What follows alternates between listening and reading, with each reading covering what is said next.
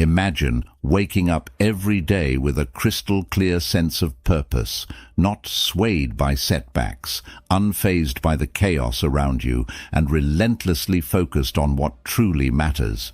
It sounds almost superhuman, doesn't it? Yet this was the everyday reality for one of the most powerful men in ancient history, Marcus Aurelius, a Roman emperor and a Stoic philosopher. His personal notes, a collection that has survived millennia, aren't just musings of a bygone era, but are startlingly relevant advice on how to harness the power of self-discipline amidst the noise of life. Today, we're diving deep into the heart of Stoicism, exploring its principles not as abstract concepts, but as practical tools for living a more disciplined, fulfilled life. Stoicism teaches us how to turn adversity into advantage, emotional turmoil into tranquility, and life's unpredictability into a wellspring of strength. Whether you're struggling with daily stresses, seeking inner peace, or looking to elevate your productivity, understanding the Stoic way of life offers profound insights. In a world brimming with endless distractions and instant gratifications, the Stoic philosophy grounds us in the virtues of wisdom, courage, justice, and moderation. It's about more than just enduring life. It's about thriving in it, no matter what comes your way. So, if you're ready to transform how you view and handle life's challenges, stay tuned as we unpack the powerful, life-altering teachings of Marcus Aurelius and how they can be applied to cultivate a robust, disciplined life today. As we embark on this journey through Stoic philosophy and the profound teachings of Marcus Aurelius, if you appreciate what we're doing here, a simple free favor I'll ask from you is to hit the subscribe button. Also, don't skip any part of the video, because if you're here, you're different from the majority. So consider yourself an exception and stay tuned for the unique insights we'll explore together. Number 1. Self-discipline starts with finding your purpose. At the heart of Marcus Aurelius's philosophy is the belief that self-discipline begins with finding your purpose. But what does it really mean to find your purpose? It's about discovering what truly matters to you, what drives you at your core, and aligning your daily actions with that deeper calling. Marcus Aurelius often wrote about living in agreement with nature, which in Stoic terms means understanding your role in the larger scheme of things and acting in harmony with your virtues. For Aurelius, the purpose wasn't just a lofty ideal, but a practical compass that guided his every decision, from the mundane to the monumental.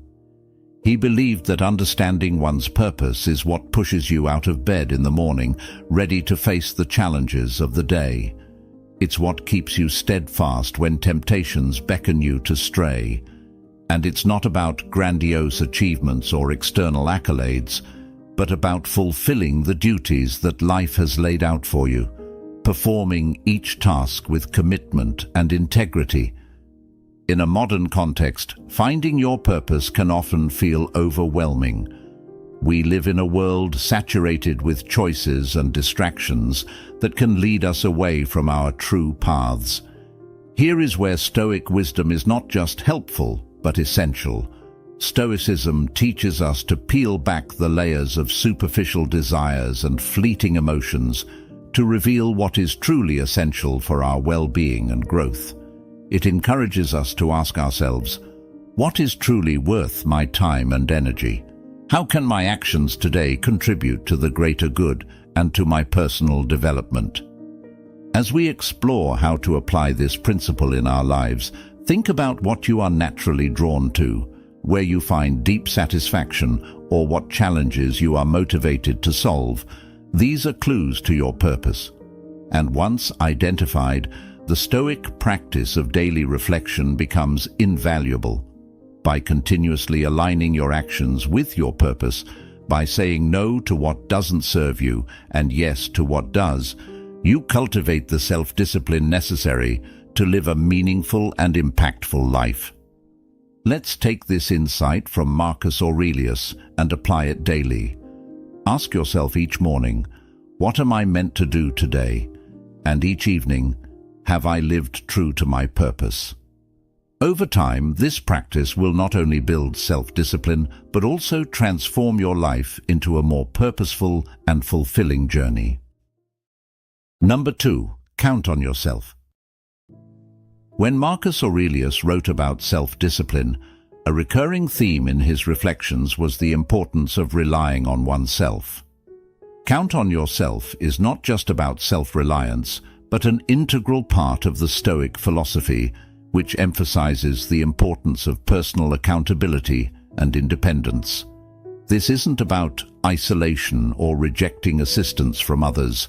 Rather, it's about recognizing that the ultimate responsibility for our actions, reactions, and personal growth rests within us. In Stoicism, the idea of focusing on what is within our control is paramount. Aurelius often discussed the power of the self in confronting whatever challenges life throws our way. By counting on ourselves, we tap into our inner resilience and strength. This principle teaches us to trust in our abilities to navigate through life's uncertainties and adversities.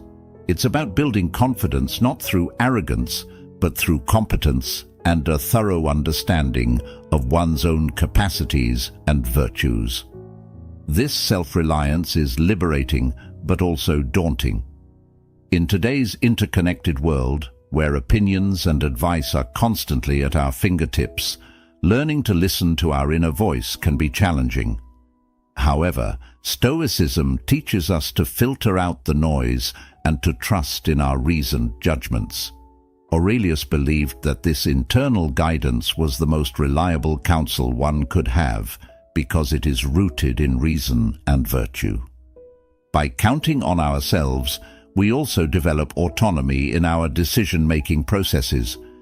It enables us to make choices that are aligned with our values and principles, rather than being swayed by external pressures or temporary emotions. This autonomy is crucial for maintaining personal integrity and for living a life that is true to oneself. So, how can we start to truly count on ourselves? It begins with small steps, making commitments and keeping them, setting personal goals and working towards them independently, and taking time to reflect on our decisions and their alignments with our core values. Over time, these practices strengthen our self-discipline, making us more resilient and grounded in the face of life's challenges. Number 3. Show up every day. Marcus Aurelius consistently emphasized the power of persistence, of showing up not just in body but in spirit every single day. This practice is not about monumental efforts unleashed sporadically, but about the quiet, steady dedication to daily tasks, which collectively forge a disciplined life. For Aurelius, showing up every day was synonymous with the Stoic idea of living in accordance with nature. To him, nature demanded of us not just to exist, but to actively participate in life, to contribute to the world through our actions, no matter how small or routine they might seem. Each day presented itself as a new arena, not for grand battles, but for proving one's commitment to their principles and duties. It's in the consistency, the everyday effort, where character is built and tested. In today's world, where distractions are many and motivations can be fleeting, the idea of showing up every day gains even more significance. It's easy to feel inspired one day and completely off track the next. Here, Stoicism teaches us the value of consistency. It's not the intensity, but the regularity of our actions that cultivates true discipline. This doesn't mean that every day needs to be a masterpiece of productivity. Rather, it's about not letting a day slip by unnoticed or unutilized, whether it's advancing in our career, improving our health, or deepening our relationships. Progress in any area requires the simple, often overlooked commitment to show up every day. Moreover, showing up every day is deeply intertwined with the Stoic practice of mindfulness, being present in the now and doing today's work today without the burdens of yesterday's failures or tomorrow's worries. Marcus Aurelius wrote extensively about focusing on the present, about doing the task at hand to the best of one's ability. This focus is what turns routine into ritual and effort into improvement. To cultivate this discipline, start small. Decide what showing up means for you. It could be as simple as writing a single paragraph of that book you've been meaning to write, doing a 5-minute workout, or spending 10 uninterrupted minutes with a loved one. The scale is not what transforms us, it's the act of showing up itself. Each day that you meet your commitment, you reinforce your willpower and build the resilience that defines Stoic philosophy. By adopting this daily practice, you embody the Stoic belief in personal responsibility and continuous self-improvement. You become a living testament to the idea that while we may not control the outcomes, we can control our efforts. In the consistent act of showing up, we find the discipline necessary to lead a purposeful and fulfilling life. Number 4. Practice voluntary hardship. This Stoic practice, strongly advocated by Marcus Aurelius, is about much more than just making life intentionally difficult. It's about preparing oneself for the unpredictabilities of life, strengthening one's resilience, and deepening appreciation for what one has. Marcus Aurelius, like many Stoics, believed that experiencing discomfort voluntarily helps to fortify the mind against times when life might force discomfort upon us. This could mean choosing to forego certain luxuries, enduring physical challenges, or simply practicing self-denial in small, everyday decisions. The logic is straightforward. If you're accustomed to hardship, sudden adversities won't throw you off balance. You're training your resilience muscles, so to speak, ensuring you can face life's challenges with a calm and composed mind. But why embrace discomfort in a world that constantly strives to offer us comfort? The answer lies in the very fabric of Stoic philosophy. Growth often happens at the edges of comfort zones. By voluntarily stepping into less comfortable spaces, we not only test our mental and emotional boundaries, but also expand them. This practice isn't about punishing oneself, but about shifting perspective, from seeing comfort as a necessity to viewing it as a luxury that we can do without if we choose. In practicing voluntary hardship, you also cultivate gratitude. It's easy to take everyday comforts for granted, but when you occasionally live without them, you begin to appreciate them more profoundly. This could be as simple as skipping a meal, which can heighten your appreciation for the food you do have, or opting to walk instead of drive, which might deepen your gratitude for mobility and health. Moreover, voluntary hardship connects us to the reality that many people live with involuntarily every day. This connection can foster empathy, humility, and a deeper understanding of the human condition, anchoring us more firmly in the reality of the world we share with others. So, how can we integrate this practice into our lives? Start small. Choose something manageable.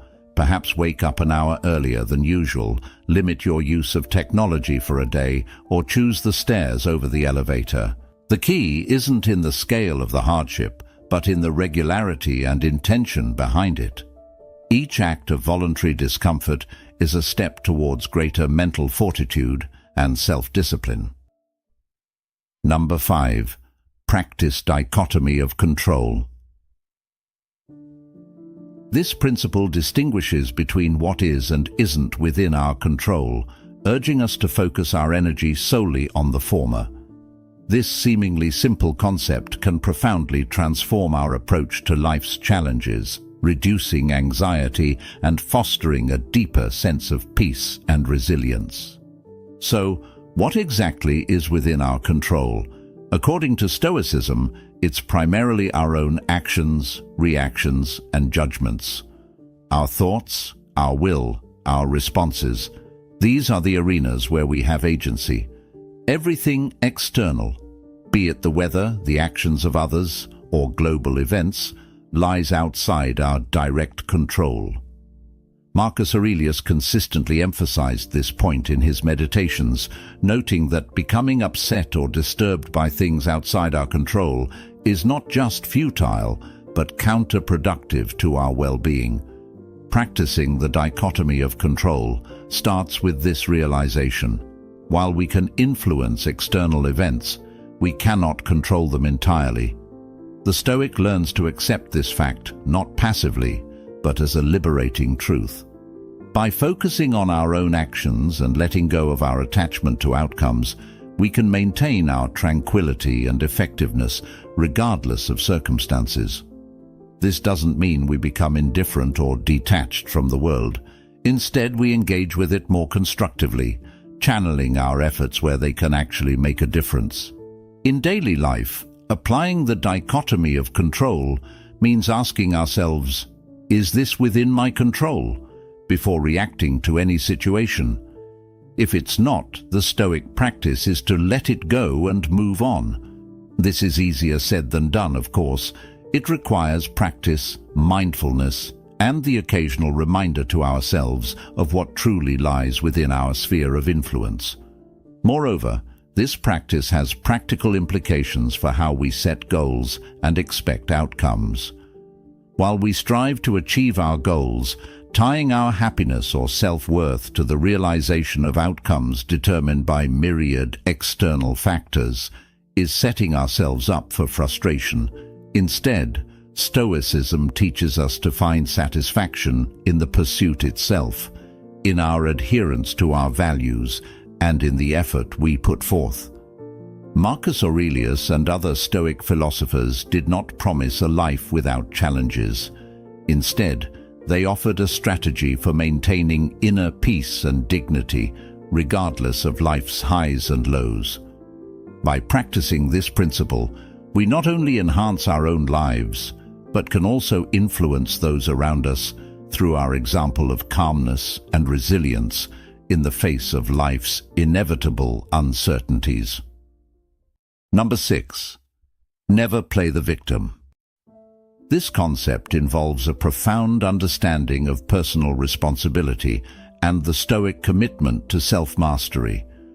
Rather than succumbing to a victim mentality where one sees themselves as a passive recipient of life's hardships, Stoicism encourages us to seize control over our perceptions and reactions. This empowerment is central to the Stoic belief that our happiness and peace of mind are determined more by our internal state than by external events. The idea here isn't to deny the difficulties or injustices that one might face. Rather, it's about shifting the focus from what happens to us to how we respond to what happens.